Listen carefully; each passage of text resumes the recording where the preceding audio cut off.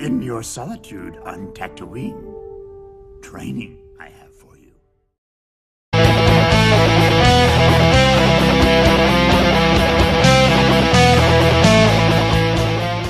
What's happening, YouTube?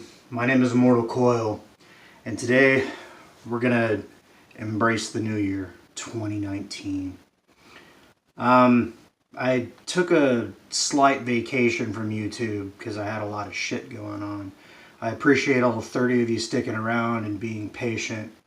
A lot of it was dad stuff. Just had to be there for my kid. If you're a single parent, you understand that.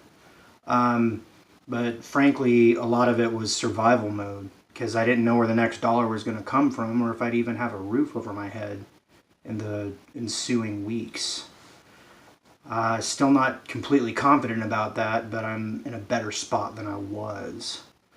But there's also the phenomenon of once you've made a few salient points, you have to take some downtime and let life experience kind of like guide you towards the topics you want to embrace, especially in front of an audience of potentially millions. And in that sense, there's like a call and response, you know. Shit A happens, shit B needs to happen. So what did I do in my downtime? I actually just kind of like went back to, well, you know, like an injured animal goes back to known territory, right? So the first thing I did is I reread a lot of my favorite Wolverine comics.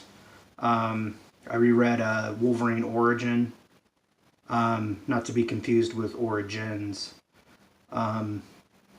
I read Incredible Hulk number 340, which was interesting because if you contrast that with the depiction of Wolverine and Hulk in issue 180, you see that they had enough space and time to evolve the characters further, so the second confrontation was more enriched.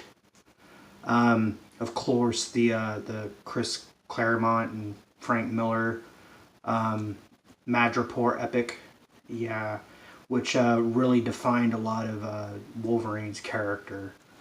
And then it also of interest was Madripoor Nights, number 268. We got to see Captain America run into Wolverine and get some like flashbacks on that, which if you read Origins, Origins kind of tries to thread the needle through the pearls of significant experiences of Wolverine's life.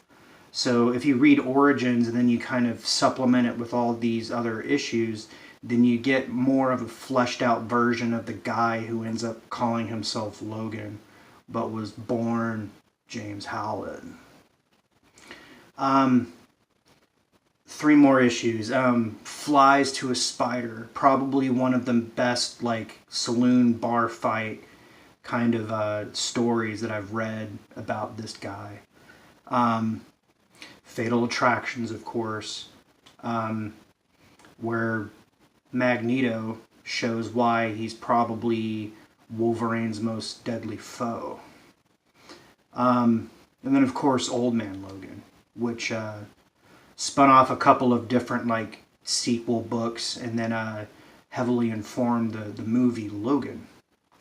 Maybe not so much plot-wise, but as far as like setting and placement and temperament of the character. While I'm doing that, I'm also checking out some different YouTube channels. I for some reason got on this 8-bit Nintendo / 16-bit SNES kick, and I found 2 channels online that really helped me scratch that itch. One of them is called Gajillionaire. And another guy is called Gaming Historian. Links to these guys are going to be down there. And then along those 80s kind of like reminiscent vibes, I started like thinking about 80s tech, like you know, record players and laser discs and Betamax and VHS, and the Walkman stereo, and, you know, things that nowadays probably sound absurd. You know, I probably sound like the get off my lawn guy. But those were things that were like amazing back then. It was like the first time you saw a USB disc and you were just like, holy shit, I could do everything with this. Yeah. The tech page that I was watching was this guy called Technology Connections. Pretty smart guy. Pretty smart guy. The other thing I got kind of meditative about was the difference between real life friends and online friends.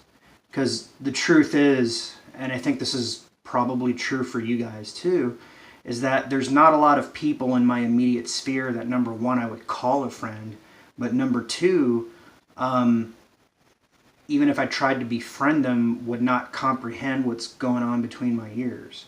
And I'm not just talking about geek stuff, okay? I call this channel Savage Spirituality because I try to infuse some sense of wisdom into these pop culture references and weave what I've picked up over, 30 years in a way that's not insulting or proselytizing, but in a way that's kind of like, oh, okay, that's interesting.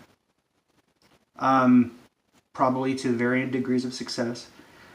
But when I think about it, I feel closer to my online friends and the people who inspire me online than I do friends and family. And I use friends loosely because I think you only have like maybe as many true friends as you can count on your hand. Otherwise, you have a bunch of acquaintances and people who try to tell you what to do, but they don't know what they're talking about. And then people who say they'll help you, but then they let you down and disappoint you. And that's fine. A lot of that is just managing your own expectations. Then we have the people that inspire me. Okay, when I'm not making videos at this point in my channel, I'm listening to videos. And one of those guys is COMICARTISTPRO SECRETS, Ethan Van Sciver. And usually he has like really silly things to talk about, but he threw up a tweet about how the guy that was supposed to help him co-author the next, 3 issues of Cyberfrog, he's not going to work with anymore. And at that point he was like, no comment.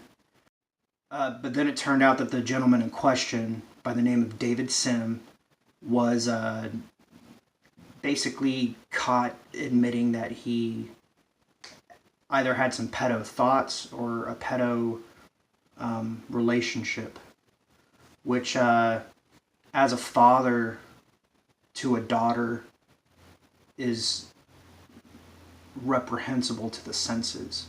And if you don't have a little girl, then I don't think you'll fully understand, because what ended up happening was NPC, SJW people came out of the woodwork to criticize him for associating with a guy like that. But then when he was like, I fired him, they were like, well, and then they just blah, blah, blah, blah, blah, blah, on to the next fucking hate point. Which is typical. You corner them with a piece of fact, and then they go, well, I'm feeling like this anyway, so it's not a big deal. And you're still wrong. You're still wrong. You're still a Nazi. Now, there's a couple of guys like that, like the High Council members, okay? Ethan and Jeremy from Geeks and Gamers, and then Jeff from World Class Bullshitters, and then Doomcock. Like, those are guys that I follow, and I consider them to be acquaintances because we, chit-chat on their live streams. Our names have all fallen out of each other's mouths at different times. But it's not like I call them up and, hey, here's what's going on with my life, because, we're not at that place yet. But these are the guys that, in my downtime, when I'm feeling like, fuck, I don't have anything to say, I'm trying to make YouTube, and what the fuck do I talk about? Why should somebody listen to me? Like, I listen to what they say, and it sort of kicks me in the ass, So I value that input.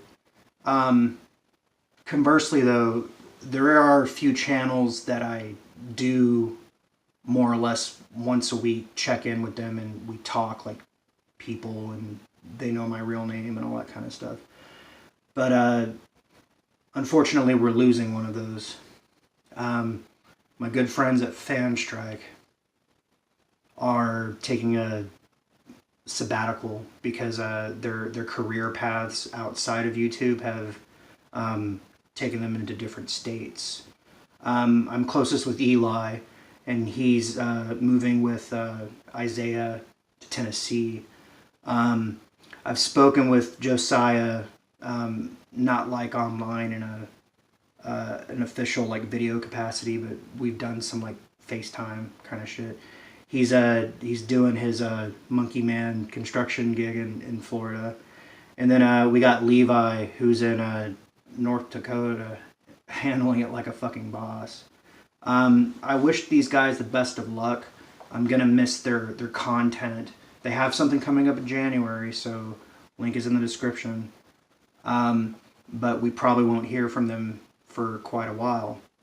So good luck, brothers. Appreciate it. And actually, swig a swill for the working man. My name's Immortal Coil. Like, subscribe, hit the bell for notifications. Drop me a comment. Let me know what you think about any of the stuff I just said. Or if you have any questions or comments, in general, just hit me up. Very open-minded. Share the video if any of this sounds pertinent to you or your situation. And remember, in life, even when you feel like you're being beaten down, when one door closes, the next door opens. You just have to be sapient enough to perceive it.